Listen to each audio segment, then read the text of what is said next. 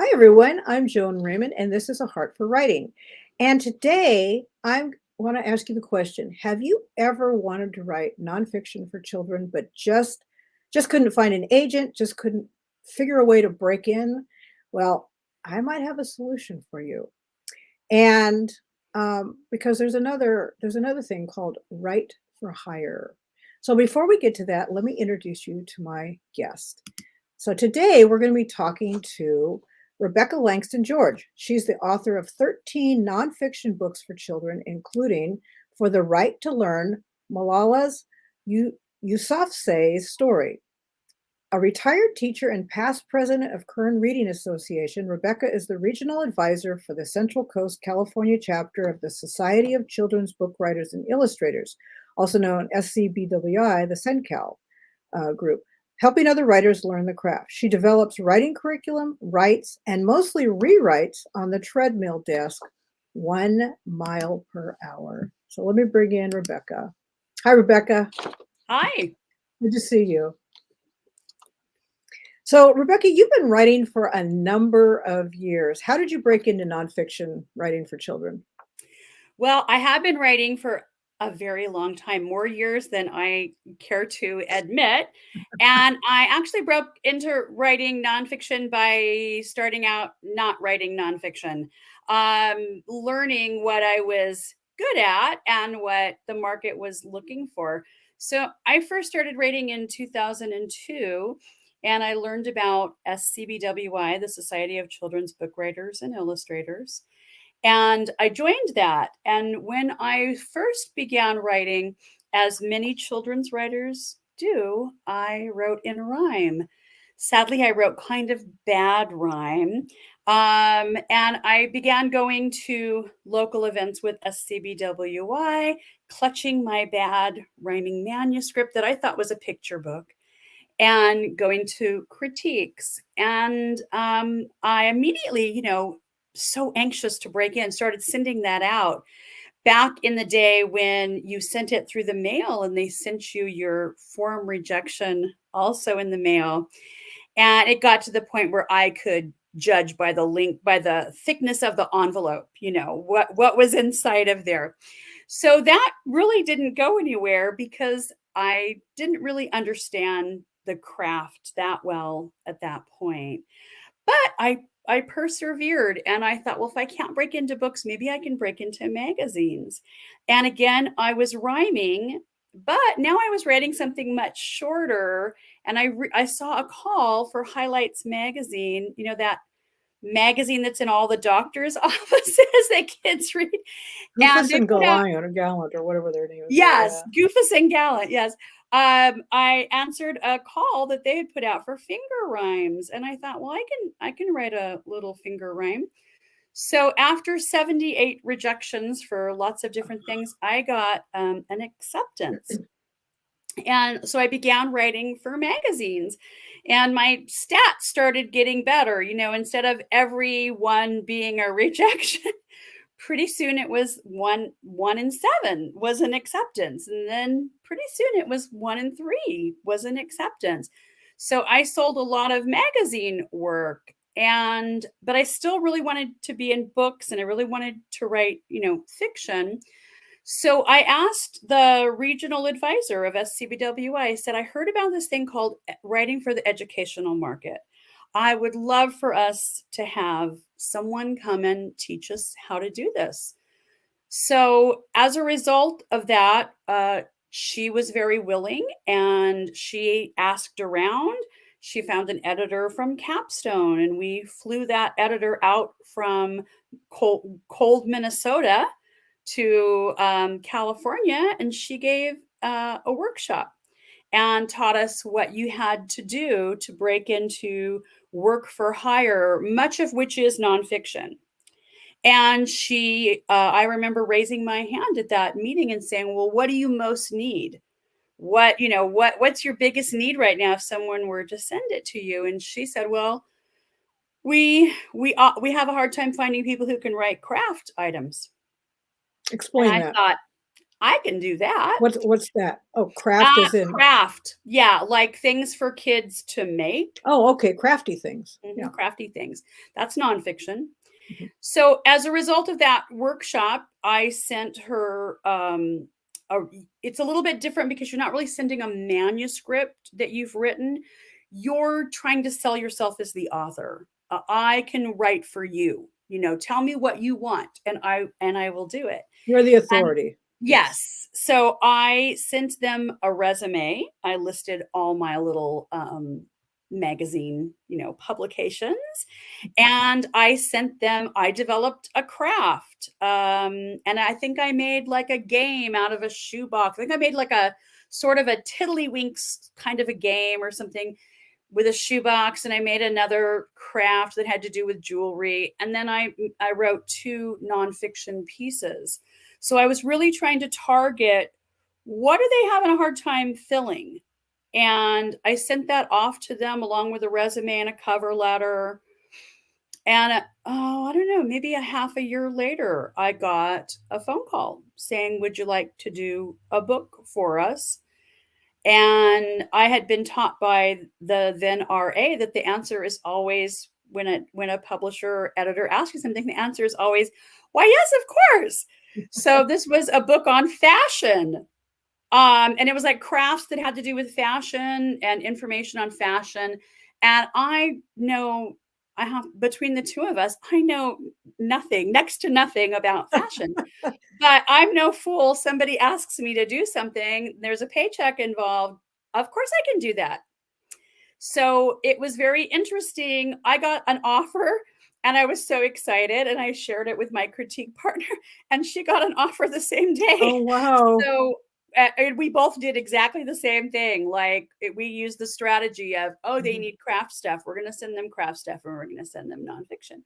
So she and I each wrote a book in a series and it had to do with fashions. So that's That's how I broke interesting. in. And I found that even though I really wanted to write fiction, that I kind of had more of a knack for nonfiction. And that's what the market really wanted at the time. The nonfiction market was really opening up and exploding around 2012. Mhm. And that I had a knack for writing a narrative style of nonfiction. Okay.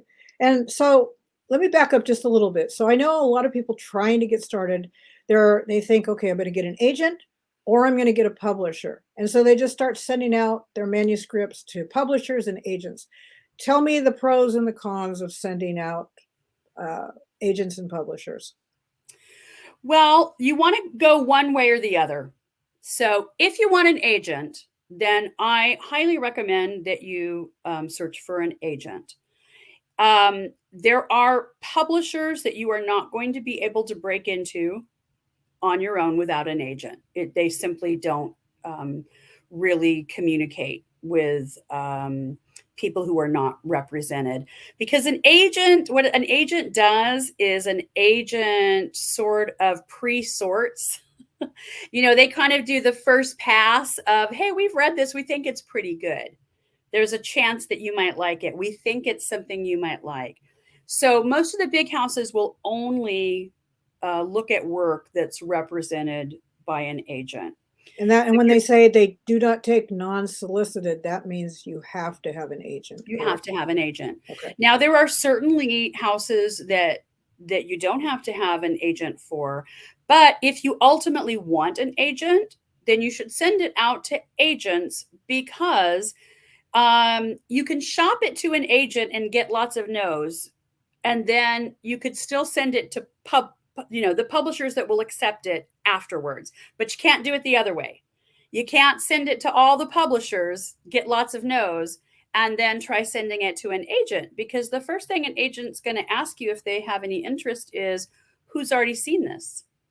And basically the answer is, if any publisher's already seen this, they're really not interested, because what are they going to do? That's their job, is to send it out. So if it's already been widely sent out and widely rejected, an agent has no interest in it. You can try the agent with a different manuscript, but Mhm. not that same one that has already garnered rejections. So some really good tips if you're looking for an agent. Is that okay to share a few? Yeah, I was going to say, I won't, because let's just talk about this real quick, and then let's get back for the right to hire. So go ahead. So if you're looking for an agent, Query Tracker is really, really helpful. They have a free version and they have a paid version. So Query Tracker. And I'll add, sorry, I was just going to say, anything that you mentioned, I will add a link in the description. So that'd be great. Yeah. Look up manuscript wish list. Twitter, start following those agents on Twitter. And you might consider buying a paid monthly subscription to Publishers Marketplace. That is a little pricey. It's $29 a month, but you could buy a membership for 1 month. And what Publishers Marketplace allows you to do is you can look up who are the top agents in whatever it is. So when I was searching for my agent recently, that's what I was doing all the time, is looking at who's taking things and who are the current top agents in nonfiction. That's how I landed my agent. I think that because it's not someone I would have looked for if I hadn't had Publishers Marketplace. Then I ended up, of course, canceling it afterwards, right? You don't want to keep paying that $29. But those are really helpful things to do. But you got the information you needed. So yes, that was important. Get the information you need. A well-spent $29 if you use it properly. Well, I think I had it for a few years. It took me several years, actually, and 94 tries before I got signed with an agent again. So wow. Okay, so let's go back to Write for Hire or Work for Hire, whatever you want to call it, and Capstone. So let me show a couple of images. This is one of your books, which went on to do quite well. And then these are two other of the books. This is the Booth Brothers and Orphan Trains. Mm-hmm. And do you want to talk about any of these? Well, I was really excited to get that contract about the Malala book. Okay, I'll put that one up. That because I was already planning to write a book about Malala. So she had just spoken at the United Nations. And I was already investigating. This was something that I wanted to do on my own. And so when Capstone called and said, would you like to write it? They actually didn't say, would you like to write about Malala? They said, would you like to try out? Would you like to audition for a book about Malala? So I had to write half of that book and submit it with no guarantee I was going to get the contract. But I was really confident because this was a subject near and dear to my heart. So I sent that in and found out, yes, I was the person who got it. And that is, I think, one of Capstone's bestsellers. That's awesome. It is internationally published. It's published in many, many languages. So I'm very, very proud of that book. And if you had written it and they had rejected or not chosen you, then would you have been able to take that manuscript and use it for somebody else? I mean, they didn't own it at that point. Right. Correct? They don't own anything. Now, when you do work for hire, they do own the work. You don't own the work. They own all the rights and you get paid one time, correct? It depends on the contract. Malala, I got paid one time. I actually had an inquiry about not like a full-length movie, but more like a children's special kind of movie. Because at the time we were the only book out on Malala. It was already in production and about to go to the printer when she won the Nobel Peace Prize. Wow. And so we were really ahead of the curve. And then we had to wait a couple months until she made her acceptance speech. They pulled it back. And I had one day to rewrite the beginning of the book with her doing the Nobel Peace Prize. So we switched what was previously at the beginning was her doing the other event, the previous event. And we switched that to the end and moved the Nobel Peace Prize. Wow. United Nations. That's what it was when she spoke at the United Nations. That got moved to the end. That became the ending instead of the beginning. and the Nobel Peace Prize became. So we had to switch them around. Wow. And the illustrator had to redo the beginning. So we were in the lead. So when the movie phone call, I got an interest, and I had to say to them, I don't own the rights to that. Oh. So Yeah. here's who you have to call at Capstone. And I never heard anything, so I don't think it went anywhere. But Yeah. yeah, if anything happens as a result of work for hire, it's not yours. Right. But your name is on it. That's the good thing. Your name is on it, and some work for hire, they don't put your name on it. So Okay. I will only do work for hire that my name is on it somewhere. If not on the outside, on the inside. Yeah. Okay. So in 2016, the California Reading Association honored you with the Armin R. Schwartz Award, Writing in Social Justice. Can you tell us more about that? Well, that was a really lovely surprise because I've been involved in the California Reading Association for many years. I'm a past president of the Kern Reading Association. So, California Reading Association is an organization I've long been involved with. So someone here in town that I knew nominated me for that award. And it was exciting because I shared it that year with Kathleen Kroll, the late Kathleen Kroll, who's a very well-known nonfiction children's writer. Mm-hmm. She wrote Harvesting Hope, the Cesar Chavez story. Oh, okay. So getting back to Write for Hire, I know I'm kind of bouncing back and forth here, but I'm just trying to touch on a few things. So a couple of questions. What are the pros? And then I'm going to ask you what are the cons. So, what are the best things about Write for Hire, and what are the I don't want to say worst things, but I want to say, like cons. What are the challenges? So work for hire gives you an opportunity that you might not get otherwise. So, here I was plodding along for a lot of years, sending a lot of stuff out, trying really hard to break in. And work for hire really gave me that opportunity. And it gave me an opportunity where there was guaranteed publication and there was a paycheck. Now, the paychecks are not big, but it's something. And then it gives you a product that is associated with your name. If you do things like school visits, then you have books. And it gives you the pride of seeing your book. One of the biggest joys in my life was seeing my book in Accelerated Reader. And then later with the Booth Brothers book, that book was sold to the Scholastic Book Fair. So Wow. I almost fell out of my teacher chair when I saw my Booth Brothers book featured in the Scholastic children's magazine. That was just huge to me. So it gives you an opportunity. It gives you a paycheck. It gives you it's sort of like learning on the job, taking an internship. Especially when you have no idea about fashion and you have to learn on the job, right? Yeah. There are books for that. You can learn about that. There's a lot of research involved. So the cons would be, particularly for nonfiction, there's a lot of research and there's really tight deadlines. So, like I said, rewriting that beginning of the Malala book, I literally had a day. I worked all day, came home, and watched her acceptance speech online. And that was something that was so new. That was the only way you could get it. You couldn't, it wasn't stuff you could go to the library and get books on. There weren't. It was that new. So there's a lot of research. The deadlines are very tight. You might have 4 to 6 weeks to write the first draft. That includes doing the research. So that's a very, very tight deadline, especially if you work a full-time job.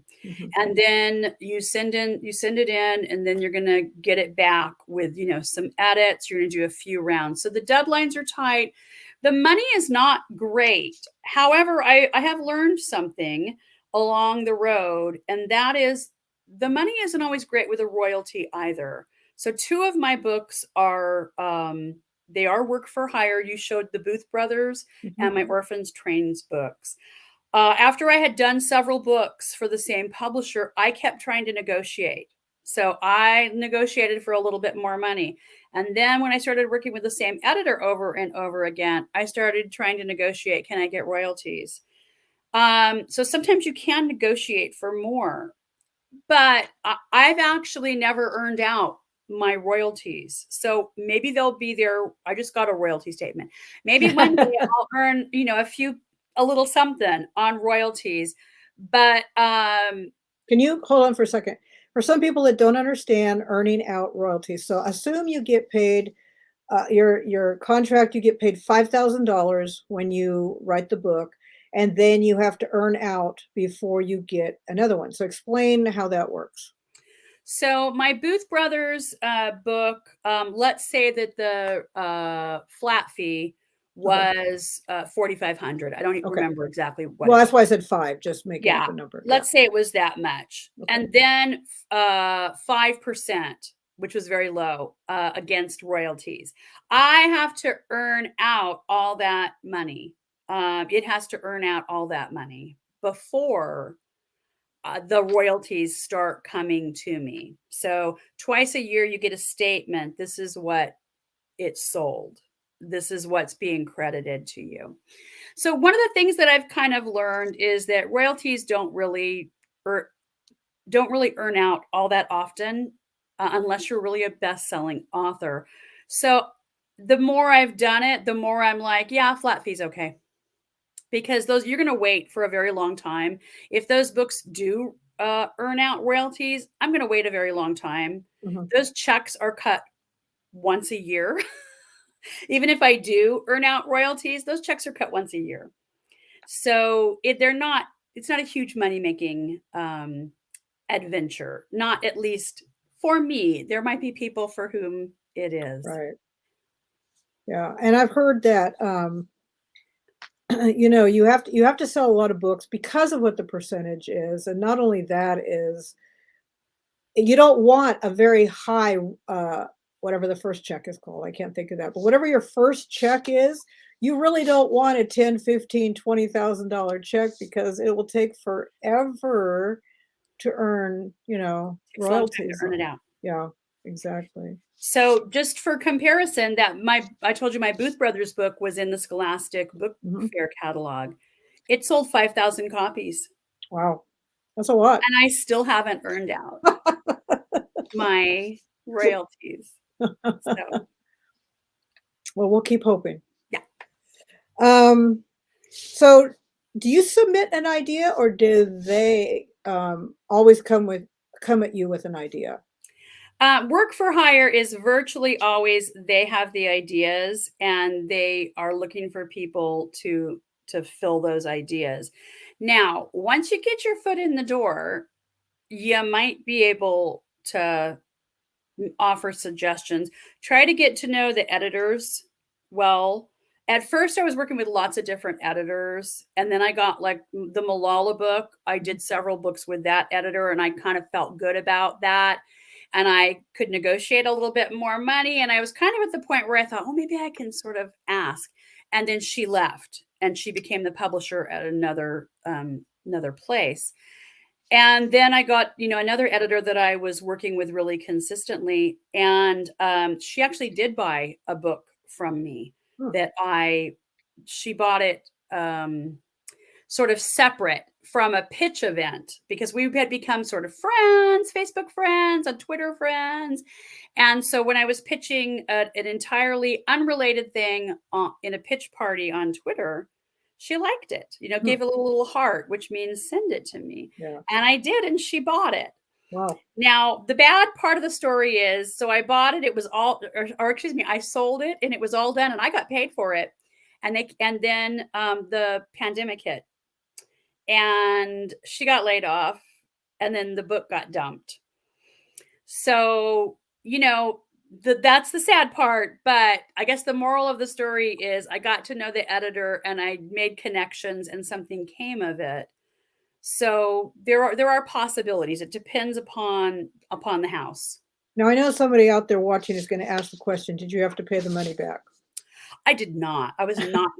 I wasn't going to if they asked, and I didn't volunteer. But, once you're paid and they're letting you out, I mean, and the contract stipulates, if I hadn't delivered on Yeah. time, or if if it was something to do with me, then I would have owed the money back. But it was done. It was, completely edited. Wow. It was ready, for an illustrator.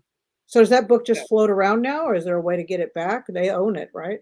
No, they do not own it. Oh, they don't? Oh, No, they returned it to me with all rights because, wow. it never got Yeah. published, and it didn't belong to them to begin with. It was my idea.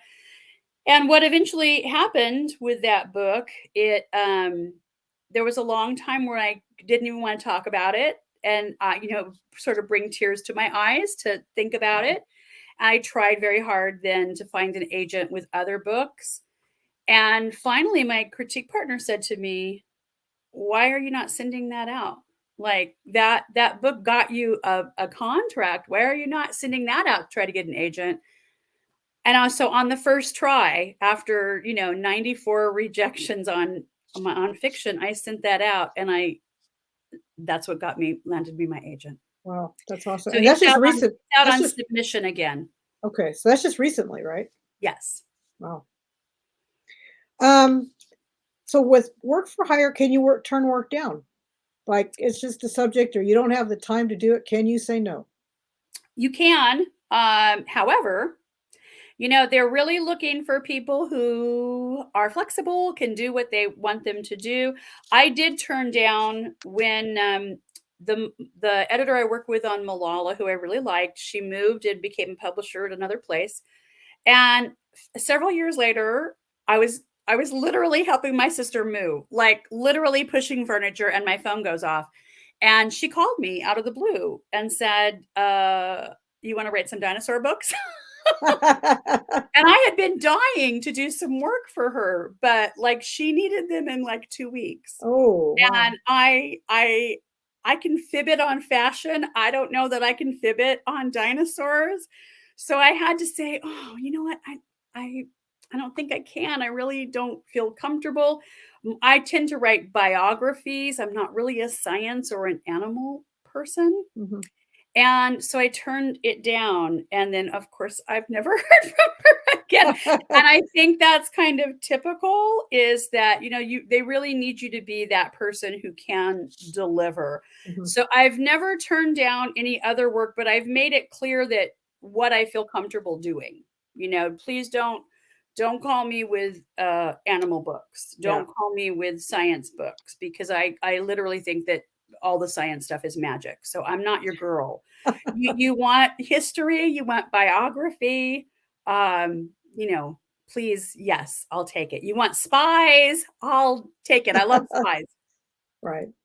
What if you miss a deadline? So they give you 6 weeks for your first draft and you miss the deadline, then what happens? Well, that would depend. If you're going to miss a deadline, I mean, people get sick. There could be, I mean, a tragedy in your family or something. You want to let them know sooner rather than later. You don't want to wait till the day that it's due to say, "I'm not going to make this deadline."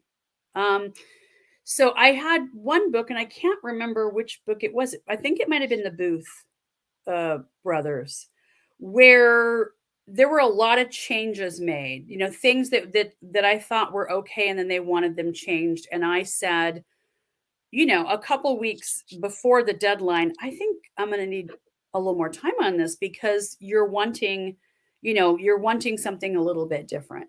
And that was fine, because I let them know. I didn't wait till the last day to say, "Hey, I'm not done. I can't Mhm. deliver." So if you're going to miss something, let them know ahead of time. Or if there's a Communication is tragedy or something, yeah, the communication is key. really, really Yeah. important. Okay. And you have a new book coming out in 1 year, I guess, from now, fall 2023. Tell us about that. I do, and it is a work for hire book. And again, it was kind of out of the blue. I didn't know if I was going to be doing any more books, but I got an email and asking me, "You want to do another spy book?" Because I really do love to write about spies. I've done 2 books about spies that were compilations of different spies. And when I heard who the choices were, and I heard that Virginia Hall was one, I'm like, yes, I want Virginia Hall. Because if you're one of the first person, they're going to do like 4 in a series, and you're like one of the first, you're like the first person who gets asked, you get to say, I want this one.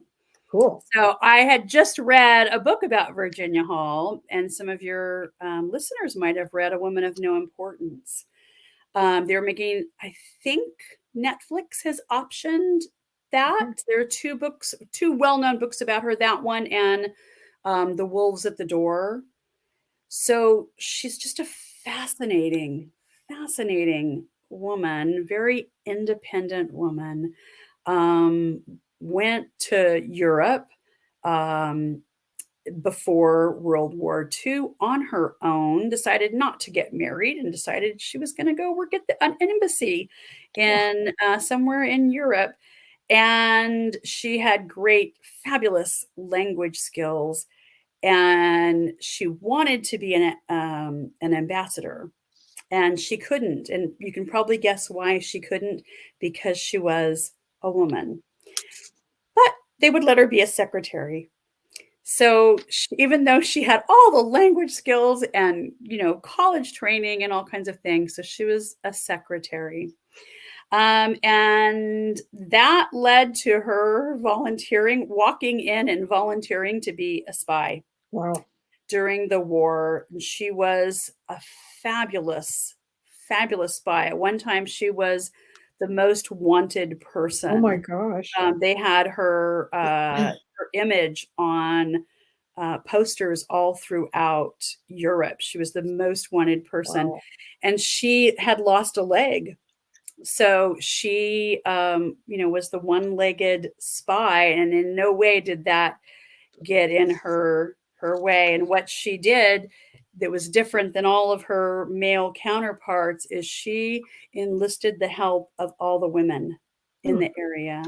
So she got the nuns to help her, and through the nuns she could get other spies places to stay.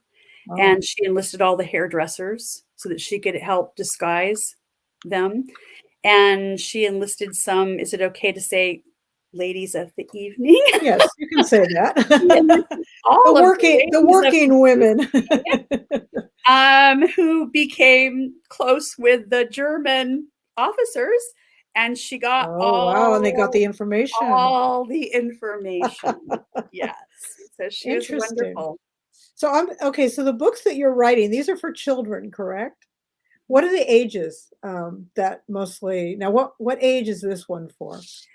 Well, we're not talking about those women of the night. Yeah.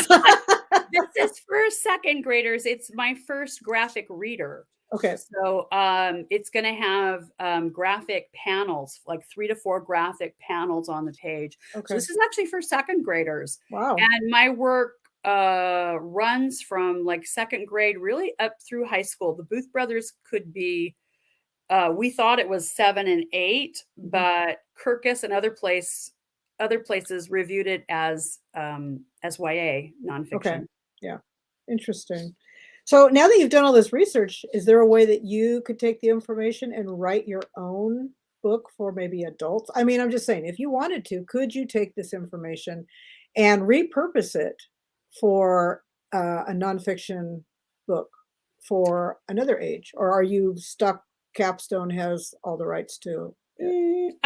You might be able to. I mean, you can always write something in a different way, but with nonfiction, that's a little trickier because like you can't make stuff up. So right. I'd have to use a lot of the same facts and things. So I'm going to say that would be a little bit tricky. Could you do it in a different format, like a magazine or something? Maybe. But then you might hurt your relationship with that publisher who's like, if this is the way you're going to be, maybe we don't want to work together. Yeah. I'm of the feeling that if you can write one thing, you can write a whole bunch of things. Yep. So, why put all your eggs in that one basket? I'm sure there are other spies or other interesting people that you can write about. Definitely. Now you mentioned Capstone. Are there any other write for hire that you would suggest? Because I'm gonna put these in also in the description. I know there was another one a while back. What was the name of that one? Do you remember? There are quite a few of them. Um, and some of them are rather secret. So some things are sort of secretly work for hire that you might only get through an agent who's well connected. So Okay. things like little golden books, those Okay. are often work for hire, and you're not going to find out how to do that without an agent who's already connected and hooked in. Same thing with those American Girl dolls. Oh Those are wow. those Those are are work all for right for hire, hire, huh? but again, they're work for hire at a very high level paying, and they're only going through agents. So to find it on your own, Capstone is one, Source Books That's is it. another. Yeah. There are some other ones, and you can sort of do a search on it. One thing you can do is look on Facebook. There are some groups. There's a work for hire support group on Facebook, and that place often puts little tips out, or people will say where they have books coming out from. Mhm. So if you're on Facebook, I would do a little search for the work for hire support group. Okay. Perfect. Um, One last thing, because we're pretty much taking up all of our time. I was going to ask you about a couple other things, but let's just talk about this one last thing. So, your advice for writers um, trying to write nonfiction for children, would you suggest they go for this option, or still go for an agent, or what would your advice be? Well, nonfiction's actually hot right now. It's Okay. kind of it's hot. It's a hot market, but it's a different market than, when we think nonfiction, a lot of people think back to when they were kids in school and reading kind of dry, dull biographies that were from cradle to grave, or reading about information about toads versus frogs. That those are old things. So if you're interested in writing nonfiction, you need to be, first of all, reading nonfiction that has been published in the last 2 years. Okay. 2 years. Don't go back further than that.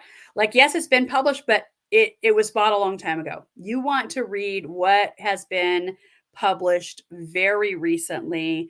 Read things like Publishers Marketplace about what is being accepted, because the nonfiction of today has a hook. There's some interesting component to it. Not just telling a biography. Biographies are a little on the cool side right now. Okay. STEM was really hot. I think STEM's cooling down a little bit, but things that have an interesting marketing hook to them, some kind of a ploy, an edge. Uh, Nonfiction's getting banned now. I mean, we never heard about nonfiction getting banned before. Nonfiction's getting banned. It's getting edgy. It's getting, hookier. So look at what's coming out right now and read that. Also follow Melissa Stewart. That's Stewart. She is like the leading person in children's nonfiction. She has a blog. She talks about the 5 different types of nonfiction.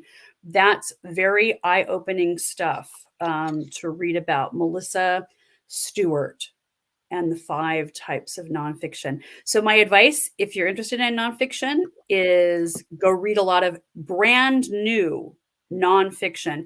Ask yourself, what's the hook here? Why is it written this way? Why is it different than when I was a kid in school reading nonfiction?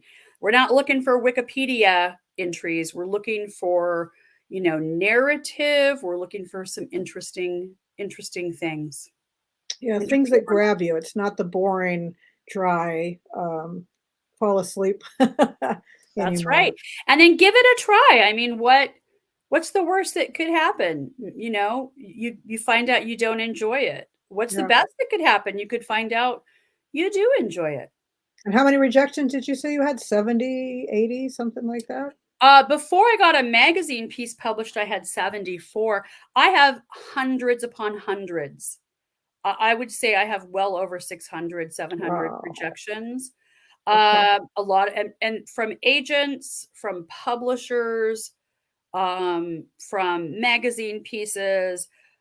But that's what you have to do. You have to put yourself out there. So before I recently signed with this agent, I had an agent previously, but when I signed with this agent, it was a 3.5 year journey. It was 94 submissions. Wow. And then it just takes one lucky hit to get And it. never, ever, ever, ever give up. You don't give up. I mean, if that's what you want, Mhm. and I'm always asking myself, well, what can I learn from this? What can I do better? What can I do better? And I ask myself, what am I good at? And I keep finding out, well, I'm good at nonfiction. I would really like to be good at some other kinds of writing and get some other kinds of contracts. But what kind of keeps getting reinforced for me is that people like my nonfiction. Well, for right now, I guess you're our nonfiction expert. So give it a try, listeners. Yes, and definitely if you're watching this and you have questions for Rebecca, make sure you put them in the comments. She and I will both be monitoring this broadcast after it's published or after it goes live.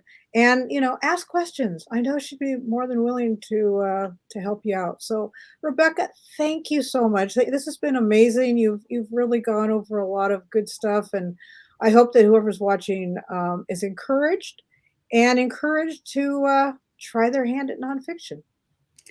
I want to thank you, Joan. Thank you for having me on. Thank you for being interested in nonfiction. And I do just want to piggyback on what Joan said. If you have questions, I don't mind you reaching out to me. You can find my website or It's you going to can be in the contact description. Joan. Yeah, I don't mind if you send me a question. yeah. That's why I work with SCBWI as a regional advisor. Is I actually really enjoy helping people. So I'm not necessarily going to read your work and give you a critique on it. But if you have a specific question, I would be happy to help you out. That's what And we that's do. what this is what my whole channel is. It's a heart for writing. It's helping writers. It's providing encouragement. It's providing resources. And I'm just excited that you were here, Rebecca. Thank you so much. Well, And thank you for doing the good work, Joan. thank you. And thank you everyone for watching. I appreciate you being here, and we'll see you next time.